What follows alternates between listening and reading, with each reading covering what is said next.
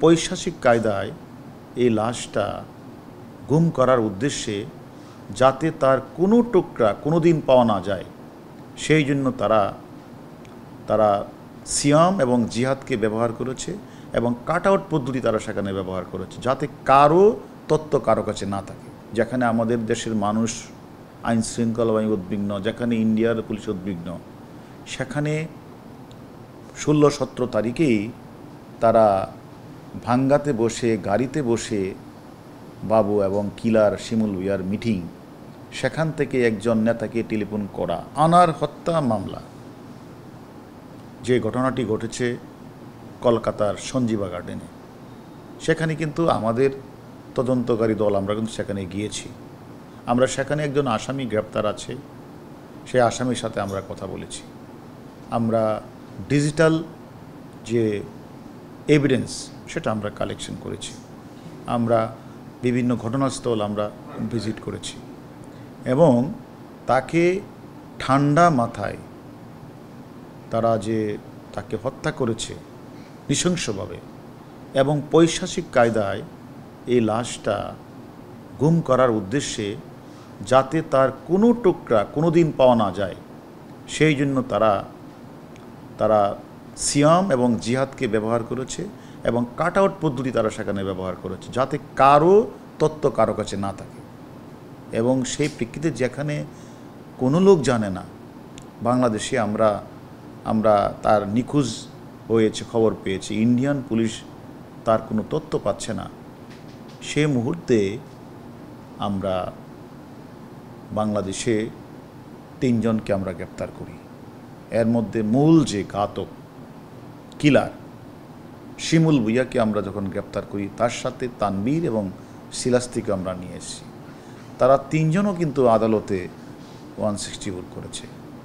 তারা ঘটনার ধারাবাহিকতা বর্ণনা করেছে এবং তারা বিভিন্ন তথ্যপত্র আমাদের দিয়েছে।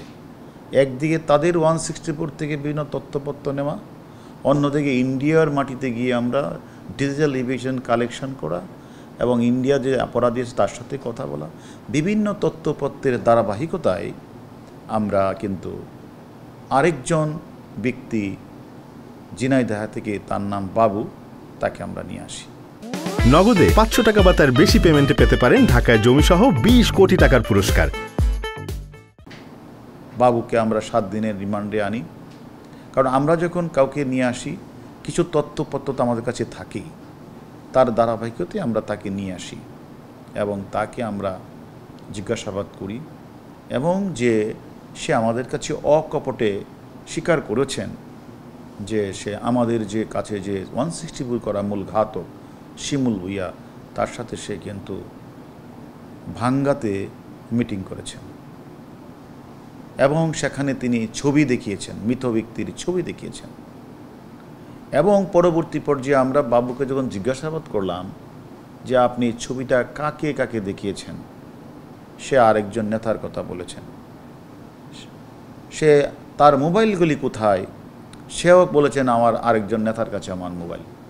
সেই কারণেই আমরা জিজ্ঞাসাবাদ করার জন্যেই যে এখানে গাড়ির ভিতরে যে টাকা পয়সার কথাবার্তা বলা, তাকে টেলিফোন করা, একটা কিলারের সাথে বসে মিটিং করা, যেখানে বাংলাদেশের প্রতিটি মানুষ একজন জনপ্রিয় সংসদস্য হত্যাকাণ্ড সংঘটিত হয়েছে কলকাতার মাটিতে, তাকে খুঁজে পাওয়া যাচ্ছে না, যেখানে আমাদের দেশের মানুষ আইন শৃঙ্খলায় উদ্বিগ্ন, যেখানে ইন্ডিয়ার পুলিশ উদ্বিগ্ন, সেখানে 16-17 তারিখেই তারা ভাঙ্গাতে বসে গাড়িতে বসে বাবু এবং কিলার শিমুল ভূঁইয়ার মিটিং, সেখান থেকে একজন নেতাকে টেলিফোন করা। এখন আমাদের কথা হলো, এই যে বাবু যে কথাটি বলেছেন যে আমি ইমুকের সাথে কথা বলেছি, আমার মোবাইলগুলি ওনাকে দিয়েছি, এইগুলি আসলে যে তথ্যগুলি আমরা পেয়েছি এবং সেই তথ্যগুলি আসলে বিচার বিশ্লেষণ করার জন্যই আমরা